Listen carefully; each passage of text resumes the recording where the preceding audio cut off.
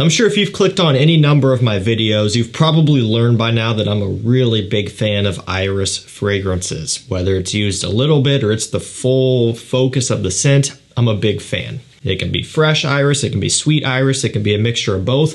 I just really like it. It's something different, it sets you apart, and it's kind of a nice little reset when I'm used to smelling a lot of things that are similar anymore, because I do cover new releases here on the channel, and typically things can kind of start to smell a little bit the same and kind of run together. So generally iris is a really nice way to break up the monotony, so to speak.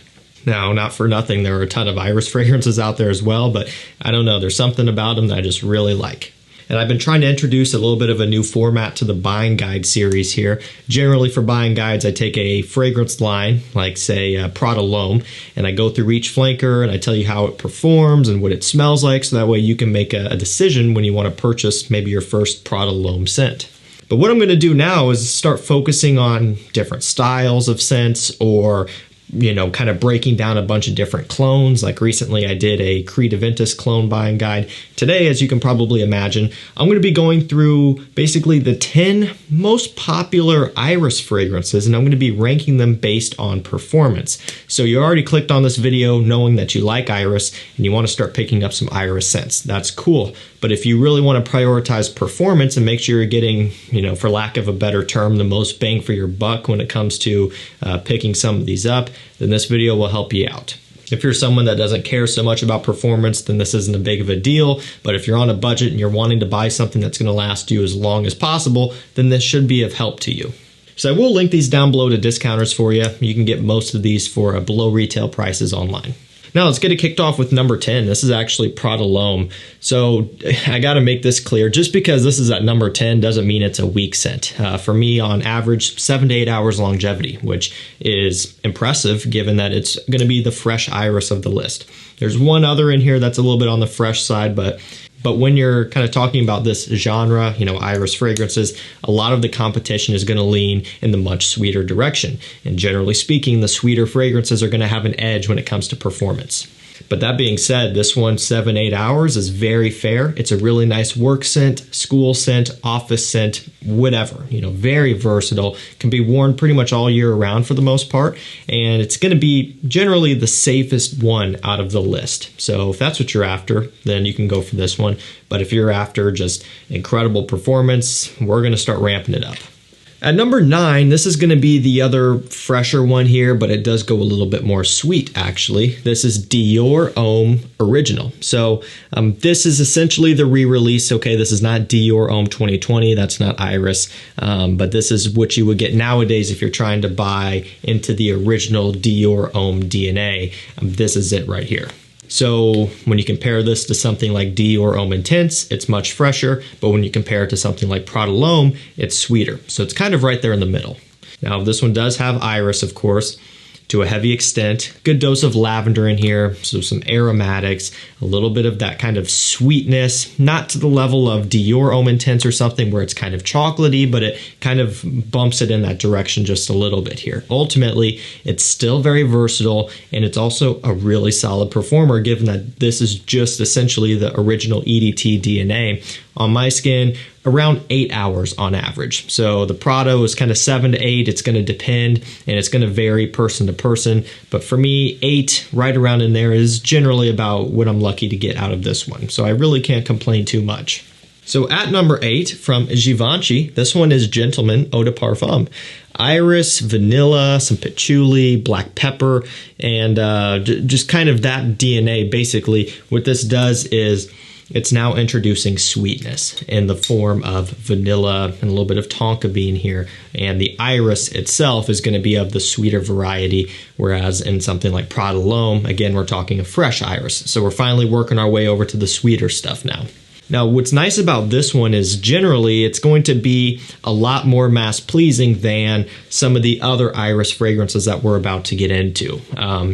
This one focuses heavily on the vanilla as well to offset the iris, and so there's a really nice balance going on.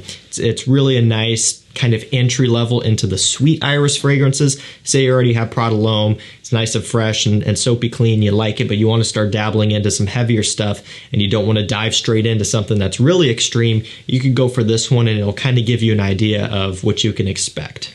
For the most part, on average, 9 hours longevity is what I tend to see out of this one. Sometimes a bit less, sometimes a bit more. It's always going to vary. And again, person to person, it's going to vary as well. Could just only speak off of my experience on my skin with these. But for 9 hours, I can't complain. And also, this is going to be a little bit more affordable than some of the others, usually around $80 on discounters. It's not as cheap as it used to be, but still going to be more affordable than some of the others, like I had mentioned, that we're going to be getting into here soon. But that does come at a cost. That's why this is at number 8. At number 7, a newer release, it's Armani Code Parfum. So this one has tonka bean, but iris, some bergamot, and some nice masculine cedar wood in here. So it really does bring the iris to the forefront, and you're still maintaining that original Code DNA, a little bit of Code EDP in here, but this doesn't have vanilla or suede like in Code EDP. They're kind of losing those notes to kind of free up some room to pump in a nice kind of soft, dusty iris accord. And the way the iris works with the tonka bean is amazing. It's addicting. It's sexy. It's very, very smooth. I actually just wore this one the other day, and it has great longevity. You know, it's still on the lower end of the list, but I don't want you to think that it's a poor performer. None of these actually are poor performers when you break it down, which is actually one thing that's pretty nice about this DNA is they all generally do pretty well. So on my skin, usually around 9 hours as well. It's kind of a toss-up between this and gentlemen when you're ranking them. You know, again, you can only put so much weight on something like this. This video is more meant to be just a general guide for you. So, you know, if you basically go for any of the top 5, you're going to be probably in the really good clear for good performance. Anything below could be more hit or miss, but this is such a subjective thing that I'm trying to do the best I can here.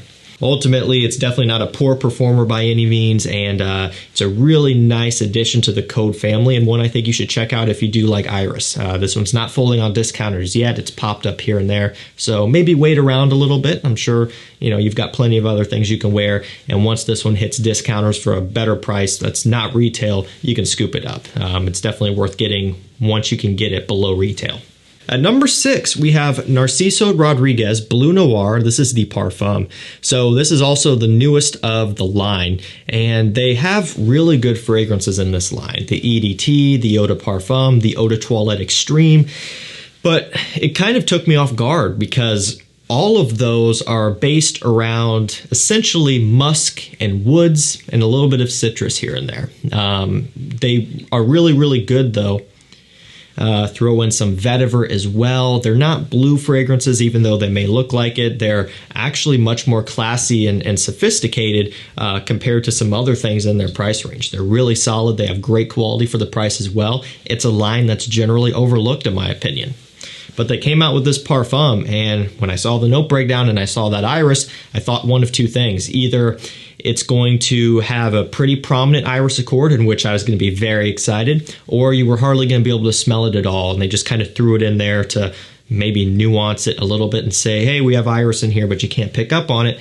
Luckily, it was the former, and you get the iris a lot. And the way I describe this one is that it smells a little bit like your sweet iris fragrances. So it has the sweet iris accord in here, but with the fresh DNA, you know, and that DNA being the rest of the Bleu Noir line. So you do get some of that musk, some of the wood, some of the vetiver, but then with a sweet iris. And it's different because Prada L'Homme is a fresh iris with a fresh base. Some florals, some, you know, musk, a little bit of citrus, that sort of thing. But this is sweet iris with a fresh base. So it's a different combination that we haven't really gotten from anything else on the market. And it smells really, really nice. Very wearable, very versatile, and it's a nice hybrid. And again, on my skin, 9 hours on average, it is not uncommon, sometimes a bit more actually. Given that this does have some nice woods and musk in the base, it tends to stick around pretty long. Once it starts to get down to that 9.5, it's pretty close to the skin and it's starting to head out, but you still pick up on it. So given that this is going to be more affordable once it's consistently on discounters. Like I've seen it for as low as $65 for 100 mil. Hopefully at some point it'll be more consistent at that price. I really can't complain. Nice performer and a really nice flanker. All right, so it's top 5 time. Now, like I said a minute ago, if you're really after performance first and foremost, if you go with any of these in the top 5, you're probably going to have the highest chances for success. You know, it's all subjective, but even if it's off by an hour or two up here, it's still going to be a very strong above average performer. So kicking it off, we have Gentleman Eau de Parfum Reserve Privé by Givenchy, new release this year, and of course the newest to the Gentleman line. This has whiskey, iris, chestnut, vanilla, tonka bean. So there are some gourmand aspects to this, mainly the chestnut and the whiskey, in addition to that nice silky sweet iris, that vanillic and kind of tonka bean mixture. This smells drop dead gorgeous. I've already raved on enough about this, so I'll spare you that. I've done reviews and put it in many lists, but all I can tell you is it's, you know, on my skin, the best performing one from the Gentleman line that's currently on the market right now, and probably the best smelling. I love the EDP. There's a lot of really good ones, but if I had to take my pick on my favorite one, it would be this newest. I mean, there is nothing short of just mind-blowing about this one. Really an impressive job at a flanker here, and I love it. 9.5, sometimes pushing 10 hours on this one's very strong. And again, it makes sense when you do look at the notes and you get a smell of this one, that chestnut, that whiskey, just the way it's compounded here. There's a lot of heavy, sweet notes that really helps this one to hang on for a long time. Again, it's an eau de parfum. We're not even talking about the highest concentrated scent here, but it really hangs around for a long time, and it's very impressive stuff. Okay, at number 4, we have Valentino UOMO Intense. So this one here is probably no stranger to you. I mean, this got its fair dose of hype, a couple years back or whenever it was. It's also been changed, so I do want to point this out. My performance that I'm going to talk about is actually based off of this new bottle. So again, it's got the little studs around it, which matches the bottle, and a cap. Okay, so that's what I'm basing my performance off of here. And before I get into that, just really quick, it has iris, of course. It has some leather, tonka bean, that sort of thing. And what's different about this is the leather. So it kind of adds a little bit more of a masculine balance, because when you have iris and tonka and vanilla and these other sweet notes, it can start to push it towards a less masculine direction. But the leather kind of grounds this one. It brings it back to smelling more like a men's scent than maybe some of the others. So that's what I like about this. I think that's what a lot of people like about this one. Even though it has leather, it's still very smooth, very silky, and smells amazing. Now, performance-wise, longevity on my skin, about 10 hours. I mean, it's no joke, and I'm talking about the version with the cap. So if you're worried about, oh, is it reformulated, does it not last as long? It lasts as long, trust me. I get great performance out of the original, with the built-in atomizer, and that 10 hours is based off of this.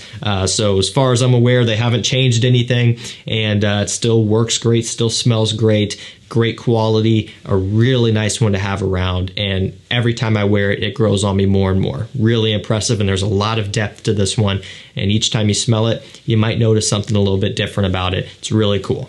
Okay, really getting crazy here. Number 3, we have good old DIOR Homme Intense. So you guys knew it had to show up somewhere, and it landed at number 3, which I think is a really solid ranking for this one.